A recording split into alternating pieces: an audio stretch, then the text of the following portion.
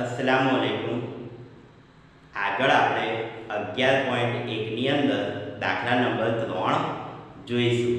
તો સૌપ્રથમ દાખલા નંબર 3ની રકમ વાંચીએ। તો રકમ શું કહે છે કે શંકુની વક્ર સપાટીનું ક્ષેત્રફળ 308 સેમી વર્ગ અને તેની ત્રાસી ઊંચાઈ 14 સેમી છે।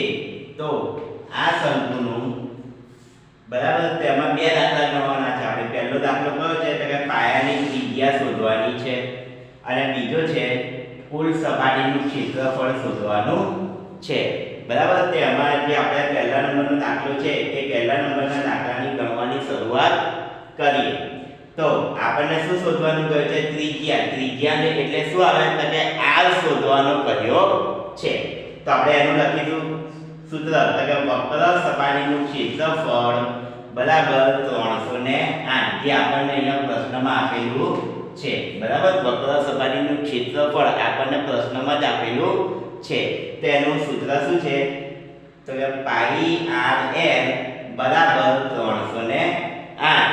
હવે પાઈ, તો પાઈની કિંમત શું છે? 22/7 ગુણ્યા r બરાબર, જે પાયાની ત્રિજ્યા છે r એ આપણે શોધવાની છે એટલે r નો r ગુણ્યા l। તો l નો મતલબ શું થશે? ઊંચાઈ। તો આપણને ઊંચાઈ અહીંયા પ્રશ્નમાં આપેલી છે 14, તો અહીંયા લખીશું 14 બરાબર 308 બરાબર છે। હવે એના અવયવો પાડી અને આપણે જે ઉડતું હોય એ ઉડાડીશું। બરાબર છે, તો લખીએ જો અહીં શું છે 14 ના અવયવ પાડ્યા, તો 14 ના અવયવ કયા પડ્યા તો કે 7 દુ 14 એટલે આ 7 કટ થયો, આ 7 કટ થયો। બરાબર છે, હવે કઈ કટ થતું નથી તો શું થાય જો 22 અને આ 2 તો કે 22 દુ 44 r નો r અને 308 ના 308 બરાબર છે। હવે શું કરીશું તો r ને કરતા બનાવીશું અને જે આ ગુણાકારમાં છે બરાબરની પેલી બાજુ જશે એટલે શેમાં જતા રહેશે? ભાગાકારમાં। તો લખીએ તો કે r ને કરતા બનાવ્યો બરાબર આ 308 જે અહીંયા લખી દે ભાગ્યા આ 44 જે અહીંયા આ હતા એ 44 આયા નીચે। બરાબર, ખબર પડી આ સ્ટેપમાં શું કર્યું તો કે જે r ને આપણે કરતા બનાવ્યો આ 308 ના 308 અને જે આ 44 જે ગુણાકારમાં હતા એ બરાબરની પેલી બાજુ ગયા એટલે શેમાં આવશે? ભાગાકારમાં આવશે એટલે આપણે આ 44 ભાગાકારમાં લખ્યા।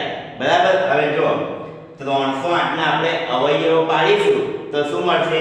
તો 308 ના અવયવો કેવા મળ્યા તો કે 44 ગુણ્યા 7 બરાબર 44 સત્તા 308 થાય। એટલે શું કરીશું તો કે જો આ 44 કટ થશે અને આ ઉપરનો 44 કટ થશે તો આપણી જોડે બચશે શું?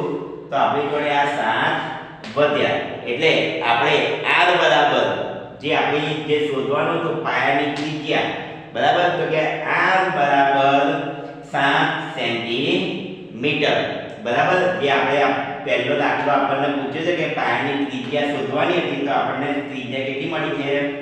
આપણને ત્રિજ્યા 7 મળી બરાબર। હવે એની અંદરનો આપણે બીજા નંબરનો દાખલો છે એ જોઈશું। તો બીજા નંબરના દાખલામાં શું કહે છે? કુલ સપાટીનું ક્ષેત્રફળ। તો લખી દઈએ કે કુલ સપાટીનું ક્ષેત્રફળ તેનું સૂત્ર શું છે? પાઈ r કૌંસમાં r વત્તા l બરાબર છે। હવે પાઈ, તો પાઈની કિંમત આપણે મૂકી 22/7 ગુણ્યા r છે તો r ની કિંમત આપણે અહીંયા શોધી બરાબર 7 એટલે અહીંયા લખી દીધા 7। હવે કૌંસમાં r ની કિંમત શું છે તો કે r ની કિંમત 7 વત્તા આ l ની કિંમત 14 જે આપણને એની ઊંચાઈ બરાબર 14 આપેલી છે તો અહીંયા બી આપણે લખી દીધી 14। હવે જો 7 ગયો 7 ગયો બરાબર, વધ્યું શું તો કે આ 22 વધ્યા અને 7 વત્તા 14 એટલે 7 અને 14 કેટલા થશે તો કે 21 બરાબર છે। હવે 22 ગુણ્યા 21 હવે 22 અને 21 નો નાનો એવો ગુણાકાર કરશો એટલે આપણને જવાબ મળશે 462 સેન્ટીમીટર વર્ગ બરાબર છે। જો દાખલા નંબર 3 આપણે પૂરો કર્યો, બરાબર. અસ્સલામુ અલૈકુમ.